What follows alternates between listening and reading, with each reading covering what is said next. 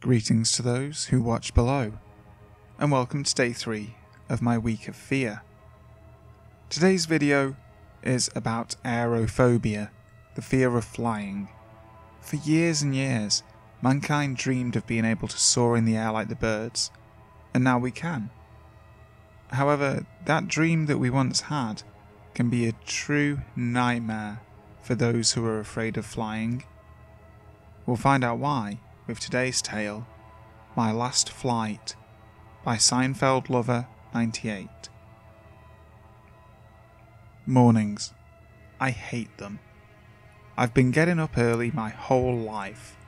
School at 8 AM as a kid, university labs at 8:30, business meetings at 9:30, all after considerable time spent stuck in traffic.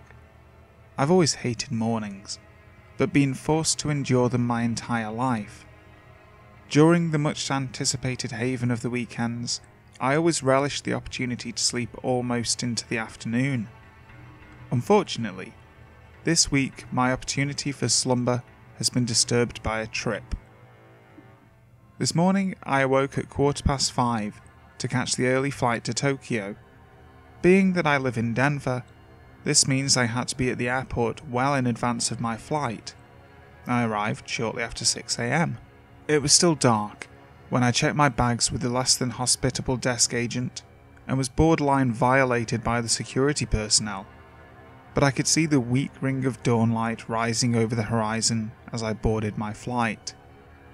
As I walked down the aisle to my seat, I surveyed the other passengers, a fairly typical crowd for a flight like this. A mixture of Americans and people of Asian descent, likely Japanese, filled the seats. It looked as though it would be a fairly full flight. As I took my seat, I fumbled around in my pockets for my sunglasses so I could wear them while I tried to capture more sleep. I awoke some time after takeoff. By now the sky was much brighter. It must have been around 7:30.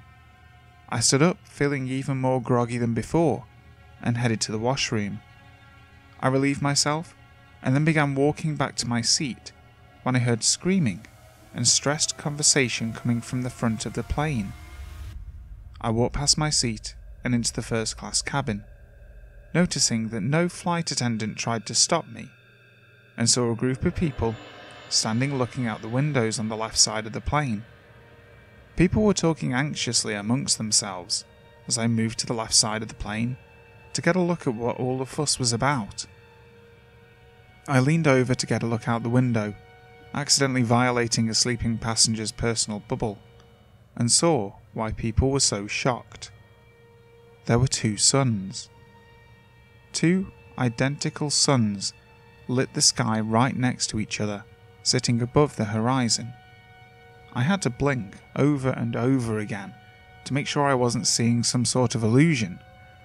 I tried to think, what phenomena causes it to look like there's 2 suns in the sky? Was it something to do with the altitude? And just as those thoughts crossed my mind, the sky suddenly went black.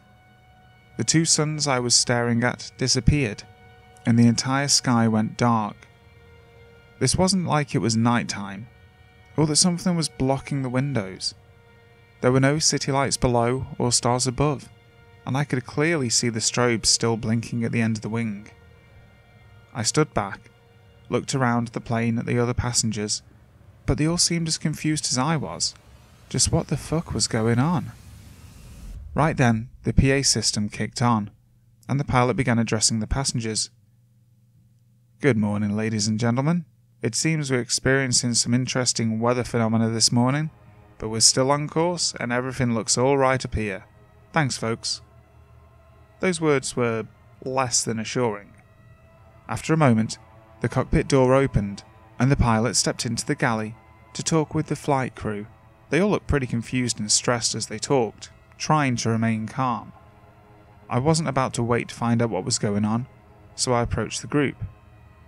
"That's no weather cap. You don't know what the hell is going on, do you?" "Listen, sir, there's no need to cause a panic. Now, please return to your seat." One of the flight attendants spoke for him, trying to maintain calm. "You guys have like a million instruments in there. Can't you tell what's out there or where we are? asked another passenger. The captain finally spoke up. "Sir, all we can tell you right now is that we are approximately 40,000 feet above sea level. All of our navigation and external communications are currently malfunctioning, and we have zero visibility around our plane. All we can do right now is stay level, maintain our speed and altitude, and wait and see." I turned around, looking for an empty seat. I needed to sit down immediately. My head was spinning as I thought about our current circumstances. No guidance meant there were no satellites to guide us.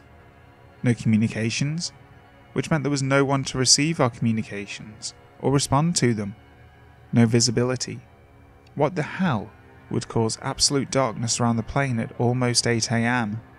Without beacons and navigation satellites, the captain later advised us that it would be difficult to determine exactly where the ground was, but he had decided to gradually bring us down until he was able to make visual contact with something on the ground.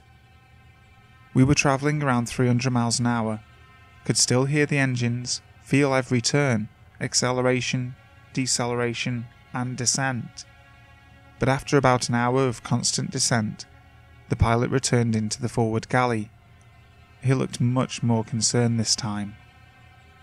I sat in the front row and tried to eavesdrop on the conversation with the flight crew. "That's impossible," said one of the flight attendants. "How can we just keep descending?" "Look," the captain said, "I don't know how, but according to that altimeter, we are currently 7,000 feet below sea level, and we still haven't hit or seen anything." I stood up, needing to be part of this conversation. "So, what happens when we absolutely need to land?" I interrupted. The captain looked at me, as the flight crew looked over the other concerned passengers. "Well, we have enough fuel for another 10 hours of flight." "And after that 10 hours?" I asked.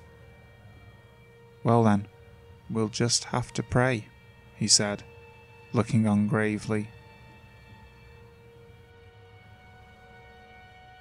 Greetings again to those who watched below. I really hope you enjoyed this video today.